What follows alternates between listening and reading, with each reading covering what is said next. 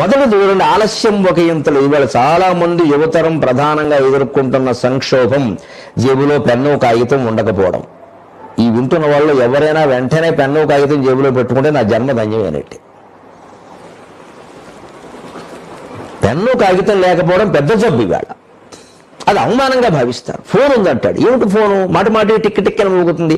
WhatsApp అయినా మోగుతుంది, Facebook వచ్చినా మోగుతుంది, message వచ్చినా మోగుతుంది, నువ్వు రిమైండర్ పెట్టినా మోగుతుంది. ఎందుకు చూస్తావా పెద్ద మనిషి? అనుకున్న పనిని ఆలస్యంగా చేయడం అనేది పెద్ద జబ్బు ఇవాళ. అసలు ఆ పనికి సమయమే అనుకోరు మహానుభావులు అంటారు వీళ్ళు. అసలు ముందు అనుకోనిది చేయకపోవడం ఒక లక్షణం. అనుకోడు, నేను అనుకోలేదుగా అంటాడు. ఎందుకు అనుకోలేదు అంటే అనుకుంటే చేయాలి కదా, అందుకని అనుకోలేదు. గొడవ లేదు. వీడు మహర్షి కాదు, దేవర్షి. అసలు అనుకోవడమే మానేసేట. అనుకుంటే చేయాలి కదా, అనవసరంగా ఒత్తిడి వస్తుంది. కొంతమందికి పుస్తకం ఎదురుగా పెట్టుకుంటే చదువుకోవచ్చు కదా అంటే ఎదురుగా పెట్టాడు, ఎందుకంటే పెట్టుకుంటే చదవాలి కదా, దాన్ని మూల పెట్టేస్తాడు. అది గుర్తు రాకూడదు. అసలు బాధ్యత కలిగిన వాడు ఎలా ఉంటాడు? చదవాలి అనుకున్నప్పుడు పోనీ చదవాలని అనిపించకపోయినా పుస్తకం ఎదురుగా పెట్టుకుంటాడు. పెట్టుకుంటే ఏమవుతుంది? 2 నిమిషాలకు ఒకసారి దాని కేసు చూస్తుంటే ఇది ఒకటి ఉంది, ఇక్కడ ఇది ఒకటి ఉంది, దాని మొహం నేనైనా చూడాలి, నా మొహం అదేనా చూడాలి, పావు గంటకైనా అనిపిస్తుందిగా. ఇప్పుడు ఎదురుగా ఓ మనిషి కూర్చుంటేనండి, దగ్గర వాళ్ళు దూరం వాళ్ళు ఎవరైనా ఎంతసేపు మాట్లాడకుండా ఉంటామండి? మౌనంగా ఉండలేం కదా, ఏదో మాట కలపాలి కదా. అలాగే మనం అనుకున్న పనికి సంబంధించిన వస్తువు మన ఎదురుగా ఉందనుకోండి, అది మంచం మీదో బల్ల మీదో కనపడుతూ ఆ పని చేస్తాం ఖచ్చితంగా. అది ఎదురుగా పెట్టుకోవాలి. ఆలస్యం ఎందుకు జరుగుతుంది అంటే అసలు మనసులో ఉద్దేశంలోనే ఎప్పుడు చేద్దాం, వీలైనప్పుడు. మనకి డబ్బులు ఏమైనా వస్తాయా? రానప్పుడు ఎందుకు? డబ్బులు వస్తేనే చేస్తాడు. ఈ ఆలస్యాలు పెంచుకుంటూ పోవడం వల్ల, ఈ వాయిదాలు వేసుకుంటూ పోవడం వల్ల మనిషికి అనవసర ఒత్తిడి పెరుగుతుంది. ఎప్పుడో అప్పుడు ఆ పని చేయక తప్పదు కదా. నిజంగా పోనీ నిజాయితీగా ఆలోచించి ఈ పని అవసరం లేదు, లేదా నాకు ఇష్టం లేదు, నేను చేయనంటే ముందు చెప్పి నేను చేయనంటే తీసేసే పని. చేస్తానంటావు, చేయవు. ఇప్పుడు నేను నమ్ముకునేవాడి పరిస్థితి.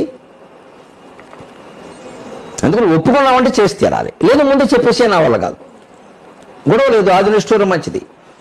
ఒప్పుకున్నది చేసి తీయడం వల్ల ప్రయోజనం ఏమిటి? చాలా మందికి ఆలస్యం ఎందుకు అవుతుందో గమనించండి. వీళ్ళ యువతరంలో ఒక ప్రధానంగా లోపం ఏంటంటే, యువతరమే కాదు పెద్దవాళ్ళు కూడా పని చేస్తూ ఏదో ఆలోచన రాగానే పని మానేసి ఆలోచిస్తూ ఉంటారు.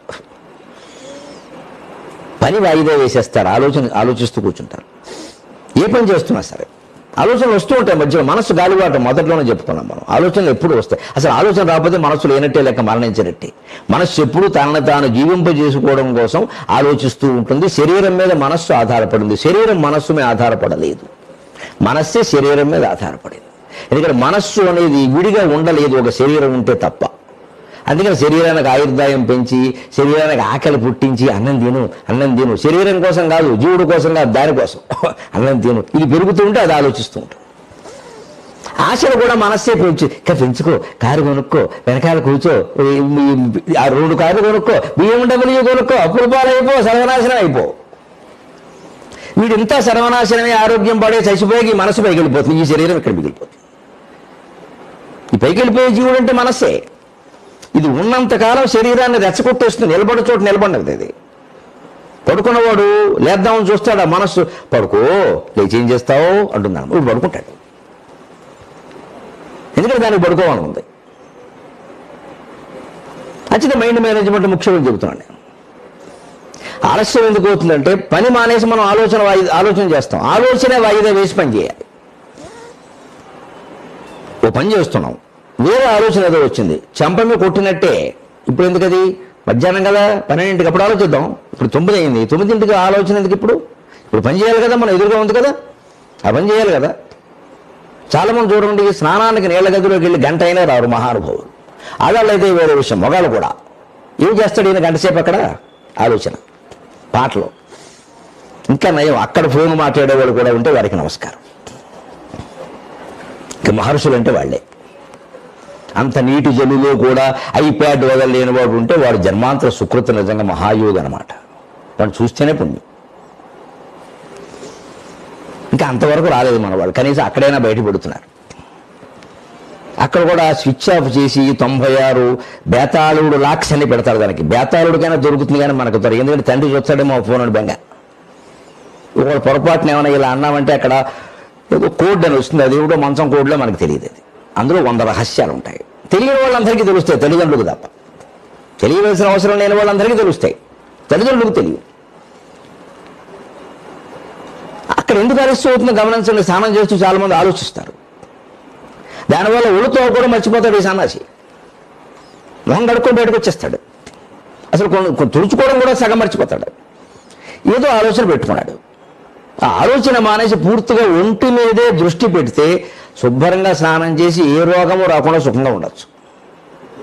ప్రతి అవయవం తోముకున్నావా లేదా, శుభ్రంగా తుడుచుకున్నావా లేదా అని పెడితే మన ఒళ్ళు ఇంకేం ఏ దేశానికి ఏ సేవ చేయగల మన ఒళ్ళు శుభ్రంగా వస్తాం బయటికి. పావు గంటలో వస్తాం, ఎక్కువ కల్లా. మీకు పట్టిన ఇంకో అరగంట ఎక్కువ అంతా కూడా ఆలోచన వల్లే పడుతుంది. మీరు ఆలోచించి చూడండి. ఏ పనైనా ఆలస్యం ఏంటంటే కారణం ఆలోచన. ఆలోచనలు వాయిదా వేయాలి, పని చేసేయాలి. మనం పని వాయిదా వేసి ఆలోచనలో పడడం వల్ల ఆందోళన పెరుగుతుంది.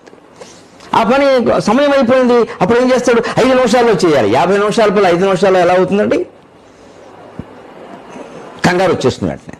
ఇంకా అక్కడి నుంచి నేనేమిటి ఈ మధ్య ఏమీ అనుకున్నా ఏమీ అవ్వట్లేదు, వీడు ఎవడో శనిగాడు తగులుతాడు, నువ్వు అభిషేకం చేయమంటాడు.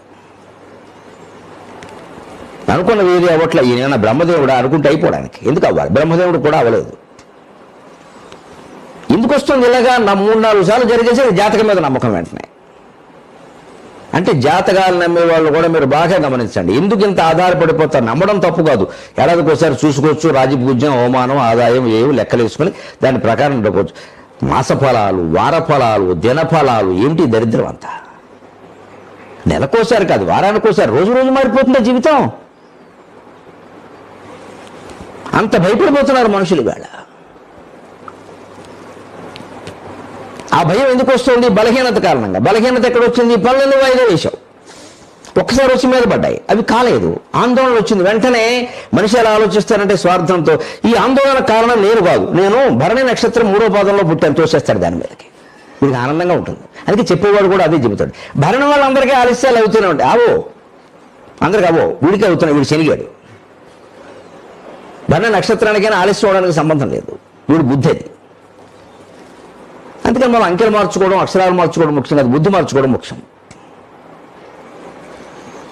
ఇది ఆలస్యం ఒక ఇంత లేదు. అంటే అనుకున్న పని వెంటనే చేయాలంటే కైతే మీరు రాసుకోవాలి దాన్ని, ఈ పని చేయాలని. పొద్దున్న చూసుకోవాలి 9ంటికి టిఫిన్ చేశాక, ఇవాళ ఈ పని చేసే, ఇవాళ చేయాల్సిన పనులు లేవడం. మొత్తం వారం రోజులు రాసుకుంటాం, ఇవాళ చేయాల్సినవి ఏమిటి.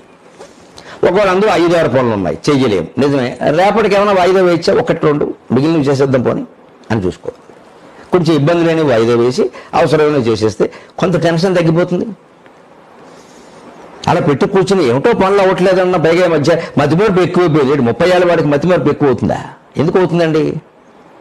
కొంతమందికి జ్ఞాపకశక్తి అద్భుతమైన వరం అండి. కొంతమంది కూడా ఈ పిచ్చి మాటలు చెప్తున్నారండి. 1000 సహస్రావధానం చేసిన వ్యక్తిగా, 1000 పద్యాలు ఏకదాటిగా అప్పగించిన వ్యక్తిగా చెప్తున్న, జ్ఞాపకం అనేది గుర్తు పెట్టుకుంటే ఉంటుంది తప్ప ఎవరికీ మామూలుగా ఉండదమ్మా. చాలా అజ్ఞానం విడిచిపెట్టండి. పెట్టుకుంటేనే ఉంటుంది, పెట్టుకోకపోతే ఉండదు. మేము కూడా గుర్తు పెట్టుకునే చెప్పాం పద్యాలన్నీ. మాకేం అదృష్టవశాత్తు పైనుంచి ఊడిపడలేదు. దానికి చేయవలసిన సాధన అంతా చేసాం. రాక్షస సాధన చేశాం. చేసి 1000 పద్యాల పైన అప్పగించబట్టే ధారణ బ్రహ్మరాక్షసుడని బిరుదు ఇచ్చారు నాకు. భయంకరమైన బిరుదు ఇచ్చారు. ఒక కాగితం లేకుండా, పుస్తకం లేకుండా కేవలం మెదడులో 1000 పద్యాలు ధారణ చేయడం అంటే సామాన్యమైన విషయమా? 22 రోజుల పాటు నా మెదడు ఎలా చిట్లిపోయిందో కాకినాడలో సూర్యకళా మందిరానికి తెలుసు, నా భార్య పిల్లలకి తెలుసు, ఎవరికి తెలుసు? నా తల్లికి తెలుసు. వాళ్ళు కూడా చూశారు. నేను అనుభవించింది నేను ఒక్కనే కదా. అంత సాధన చేశాం. అదే ఊరికే పైనుంచి అనుగ్రహం కురిసేయలేదు అక్కడ. అలా కురిస్తే చాలామంది అయ్యేవాళ్ళు కదా. ఆ సాధన రాక్షస సాధన చేయాలి దానికి. అది చేయక మనం ఏం చేస్తాం? చేయడం ఇష్టం లేక బద్ధకం కొద్దిను అది కొందరికి వస్తుందండి. అలా సహజంగా వాళ్ళ వంశంలో ఏం లేదు. మా వంశంలో ఎవరికి అవధానం లేదు, కనీసం కావ్యం లేదు. 7 తరాలుగా ఎవడో ఒక పద్యం రాయలా. వేదం ఉండొచ్చు, వ్యవసాయం ఉండొచ్చు, వేరే విషయం. అవధానం లేదు, నాకు వచ్చింది.